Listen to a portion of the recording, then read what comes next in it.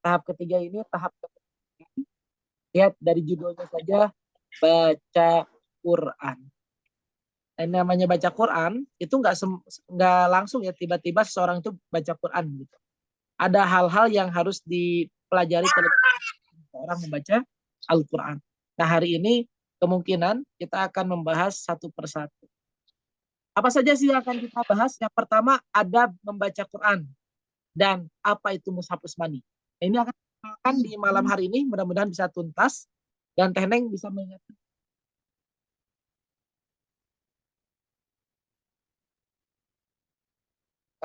kelewat khawatirnya keasikan. Oke. Okay. Kemudian yang kedua, membaca huruf yang dipanjangkan. Yang ketiga, membaca huruf di akhir ayat, serta bagaimana cara membaca nun dengan angka 3 tidur dan mim dengan angka 3 tidur. Kemudian membaca nun mati, vokal anun in, kemudian membaca ayat-ayat asing. Yang terakhir adalah latihan tiga, yang artinya ujian akhir kita. Saya sebutin ujian akhirnya. Nanti Bapak dan Ibu harus membaca satu surat ya dengan arahan dan tuntunan yang sudah saya sampaikan. Jadi kalau misalkan salah, itu langsung saya coret satu ayat. Jadi satu ayat itu ada beberapa nilai yang terkandung dari setiap huruf atau hukum yang dibaca. Baik, kita langsung masuk saja ke materi yang pertama. Tentunya sebelum seseorang Quran, ada syarat-syarat yang harus ditempuh sebelum dia baca Quran. Sama dengan bekerja, tidak mungkin seseorang itu bekerja di suatu perusahaan kalau dia tidak bisa memenuhi persyaratannya, misalkan melamar atau kemudian berpakaian rapi dan sebagainya. Begitupun dengan baca Quran, ya. Nah, materi ini diambil dari kitab At-Tibyan fi Hamalatil Quran, karya Syekh Imam An-Nawawi. Boleh nanti silahkan dicek ya. Kalau ada yang punya kitabnya boleh disamakan. Nah, yang pertama, bagi seseorang yang hendak membaca Quran, dianjurkan mempunyai wudhu ya dalam keadaan suci. Makanya ada perbedaan pendapat ya terkait dengan uh, orang yang haid ya. Apakah orang yang haid itu boleh membaca Quran atau tidak? Sebetulnya perbedaan para ulama itu bukan pada ranah membacanya, karena membacanya itu sama dengan zikir pada Allah Subhanahu wa taala. Yang menjadi perbedaan pandangan adalah ketika memegang mushafnya. Apakah boleh atau tidak? Nah, Imam Asy-Syafi'i jelas-jelas memakai dalil la yamassuhu ilal mutahharun, kemudian dinisbahkan kepada hadis yang atas terkait dengan larangan seorang perempuan yang haid memegang mushaf. Adapun untuk ulama yang lain, maksud dari kalimat la yamassuhu ilal mutahharun itu adalah mushaf yang ada di Lauhil Mahfuz, bukan yang ada di dunia.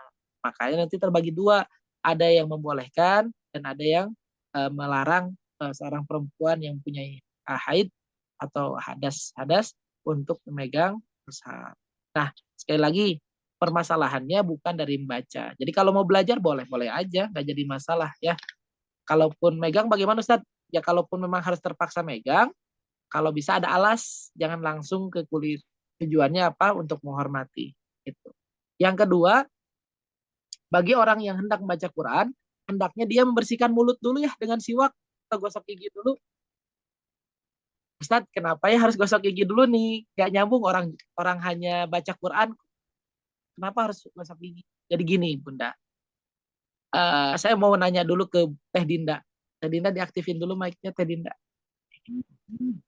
Iya. Dinda. Kalau malaikat selain malaikat Jibril itu bisa baca Quran nggak? Tidak. Udah pernah ketemu sama malaikat Israel? Baik. Bisa Tidak. bisa nggak?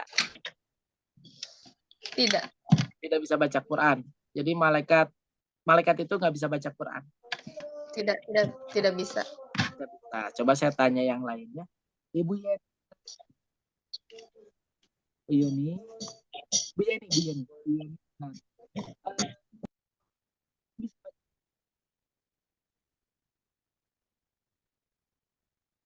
diaktif.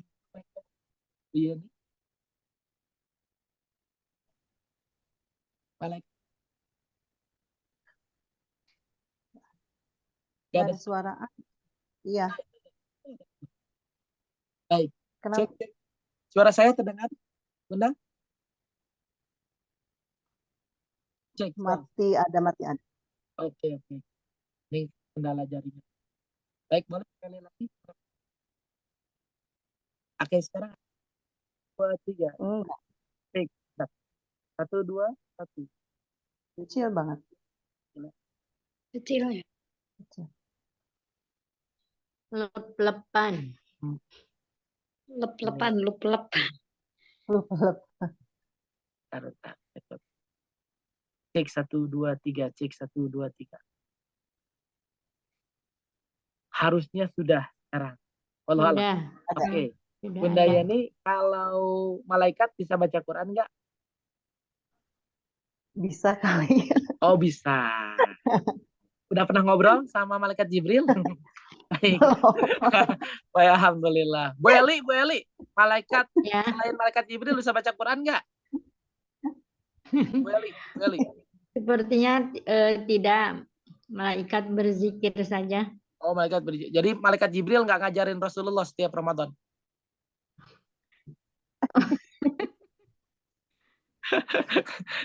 Baik, saya tanya Bu Yuni, Setrer ini. Malaikat bisa baca Quran nggak? Diaktifin dong mic-nya. Bu Yuni. Diaktifin mic-nya. Bisa nggak? Aduh, nggak tahu. Kang Dimas. Terakhir ini, mah. Kalau nanya Pak Agus, sudah tahu Pak Agus, mah. Kang Dimas ada, Kang Dimas? Hadir, Ustaz. Malaikat bisa baca Quran nggak? Setahuannya selain malaikat Jibril, nggak ada yang bisa, Ustaz. Selain malaikat Jibril nggak bisa. Coba satu lagi Teh Zahra.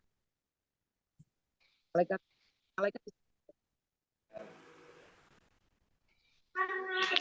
Artinya selain malaikat Jibril nggak bisa baca Quran, Ustaz. Jawabannya benar. Selain malaikat Jibril nggak bisa baca Quran. Hanya satu-satunya malaikat adalah malaikat Jibril. Beliau yang menjadi guru talakinya Rasulullah Muhammad SAW di setiap Ramadan. Lihat, Rasulullah saja masih talaki sama malaikat. Nah, bedanya dengan malaikat lain, itu tadi saya sudah sebutin di hadis yang sebelumnya, bahwa diliputi rahmat, dikitari malaikat. Jadi malaikat itu sangat senang dengan orang-orang yang membaca Al-Quran. Bahkan Ibnu Solah meriwayatkan malaikat akan menempel bibirnya ke bibir orang yang membaca Quran agar setiap huruf yang dibaca oleh pembaca Quran itu masuk ke perutnya dan menjadi istighfar, tasbih untuknya sampai hari kiamat. Bayangin, kalau mulut kita bau jengkol, kira-kira mau nggak malaikat nempelin bibirnya ke bibir kita? Kan nggak asik gitu ya Bunda ya. Jadi artinya kebersihan mulut kita itu perlu dijaga. Karena malaikat tidak akan datang ke tempat yang kotor. Sampai sini ada korelasinya. Kenapa harus siwak? Ngerti ya? Ada. Betul. Jadi sekali lagi, kenapa harus bersiwak? Karena supaya malaikat bisa datang mengitari kita ya dan mencurahkan rahmat. Kemudian disunahkan ada apa? Ada suara. Cek 1, 2, 3. Suaranya masih ada? Kecil. Ada suaranya? Bunda? Luplep. Oke, Allah. Oke. Masih lupa? Masih.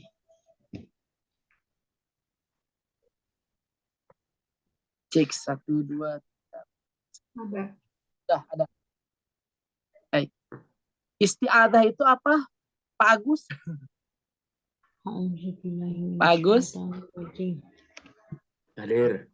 Isti'adzah itu apa? Ta'ud. Gimana baca tuh? Ta'ud. Ta'ud teh kumaha ta'ud teh? Ta'udu. Ta'udu. A'udzu billahi minasyaitonir rajim. Dan ta'awud ini dalilnya itu fa idza qara'tal Qur'an fasta'idz billahi minasyaitonir rajim. Pertanyaannya, ta'awud itu baca di awal, di akhir, atau di awal dan di akhir? Bu Dewi, Awal. cari. Kira-kira ta'awud itu dibaca di awal, di akhir, atau di awal dan di akhir? Ayo.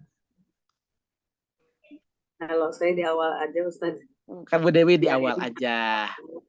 Baik, tidak apa-apa. Tadi ada yang menjawab di akhir, siapa ya? Ada bunyinya tadi. Baik. Ada yang menjawab yang lain? Sebetulnya, kalau kita melihat dari ayatnya, Fa'idha qara'tal Qur'an, qara'ta di sana fi'il madi, fi'il mudhari. Qara'ta, qara'a, telah membaca, qara'ta, kalian atau kamu telah membaca. Kalau fi'il mudhari, yaqra'u, aqra'u, naqra'u, akan, atau mau, atau sedang. Kalau ini kalimatnya itu fa'idha qara'ta, apabila kalian telah membaca Quran, fasta'idz billahi minasyaitonir. Nah, untuk ayat ini terbagi menjadi 3 pendapat, Bunda. Ulama yang pertama adalah ulama yang mengamalkan di awal karena menganggap walaupun itu fi'il madi tetapi maknanya mudhari. Makanya ulama Indonesia itu umumnya mengamalkan di awal ta'awud. Nah, adapun orang-orang yang mengamalkan secara tekstual, qara'ta di sana fi'il madi, itu kebanyakan di Kuwait itu nanti ngamalinnya di akhir, Bunda. Kenapa harus ta'awud di akhir? Tujuannya untuk menjaga keikhlasan. Jangan sampai tilawah Quran kita ini disusupi oleh riya, sum'ah. Dan yang paling umum itu biasanya ada yang 2 kali. Di awal itu untuk mengejar umumnya orang Indonesia, di akhir untuk menjaga hati supaya tidak melenceng niatnya ketika setelah membaca Al-Quran. Jadi 3-tiganya boleh, silakan mau yang ngambil yang mana. Saya tidak menyalahkan salah satu, enggak. 3-tiganya ada pendapatnya. Dalilnya sama, tapi terbagi menjadi 3 pendapat. Supaya kita dewasa, Bunda, Bapak dan Ibu. Jadi kalau kita melihat ada 3 pendapat, artinya ini pilihan. Mau ngamalin yang mana? Boleh, ya. Begitu. Kemudian, dianjurkan Al-Quran menjelaskan waratilil Qur'ana tartila. Makna tartil itu apa ya, Bu Dinda? Tartil apa? Teh Astri. Dibaca, Tartil Dibaca. apa? dibaca pelan. Ah, ada yang bilang pelan. Betul. Jadi makna tartil itu perlahan-lahan, tidak tergesa-gesa. Jangan tergesa-gesa. Ya sama dengan seseorang yang mengendarai motor ya, Bunda ya.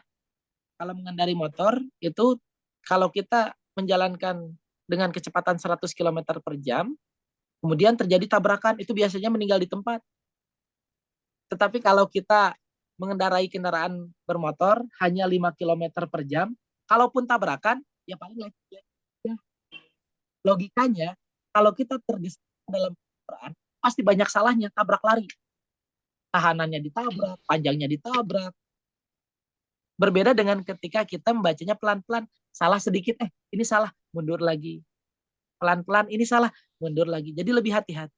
Kemudian, yang keempat, diajarkan Al-Quran. Nah, Bunda, selain kita harus membaca huruf, ya, membaca Al-Quran dengan baik, dengan benar, dengan irama yang bagus, itu juga bagian dari sunnah. Bahkan ada hadis sahih yang diriwayatkan oleh Imam Bukhari. Man lam yataghatal Quran faisa min. Barang siapa yang tidak memperindah, memperbagus, mengiramakan Al-Quran, bukan golongan kami, kata Rasulullah SAW. Makanya walaupun Al-Quran turun kepada Rasulullah Muhammad SAW, tapi Rasulullah selalu dengar bacaannya Ibnu Mas'ud, Abu Musa al-Asy'ari. Kenapa? Karena mereka bacaannya indah-indah. Bahkan sampai-sampai ya Rasulullah dalam satu hadis memuji Abu Musa al-Asy'ari dengan kalimat, sesungguhnya dia dikaruniai seruling daripada serulingnya Nabi Daud alaihissalam. Rasulullah itu senang dengerin bacaan Quran orang-orang yang bacanya bagus. Jadi kalau diimbangi lagi irama baca Quran. Baik. Hilang lagi? Sekarang masih hilang? Baik. Yang ke-5, membaca Al-Quran sesuai dengan urutan mushaf. Bunda, di mushaf itu ada talinya ya. Itu bukan buat gantung diri. Itu tali buat nandain sampai mana bacaan kita. Kalau kita cuman baca Yasin, Kahfi, sampai cicak buluan juga nggak akan pernah hatam, Bunda. Makanya dipastiin kalau kita itu bacanya berurutan. Hari ini Al-Fatihah 1-7, besok Al-Baqarah 1-5. Besoknya lagi Al-Baqarah 6-10. Besoknya lagi 11-15. Begitu aja. Itu walaupun 5 ayat sehari, itu pasti hatam. Ini kan yang didebatin malah Yasin Kahfi ya. Nggak akan tamat-tamat baca Qurannya tuh. Kalau hanya 2 surat itu. Kan Al-Quran ada 114 surat. Nah, jadi yang dibaca jangan 2 aja ya, tapi seluruhnya. Kemudian yang terakhir, dianjurkan tidak memotong bacaan Al-Quran dan tidak mengatakan lupa. Jadi kalau jangan jawab dulu salamnya, tuntas dulu sampai 1 ayat, setelah ayatnya selesai baru jawab salamnya. Sehingga adab kita kepada Allah tidak salah, kemudian kewajiban kita menjawab salam juga terpenuhi. Sampai sini paham ya? Dan yang terakhir, tidak mengatakan lupa, tapi banyak yang mengamalkan ini. Di sini ada yang Allahu Akbar bil Qur'an waj'alhu lana imama wa nura wa rahmah. Allahumma dzakirna minhumma apa? Nah, kalimat nasina itu keliru. Allah ingatkan kami ketika kami lupa. Tak boleh bilang lupa. Apalagi nasina itu dilupa secara sengaja. Yang baik bagaimana Ustaz? Allahumma dzakirna minhum manusina. Jadi lupa yang tidak disengaja. Jadi nggak boleh tuh kita bilang nasina. Nanti silahkan di browser. Itu nanti kalau kita dengerin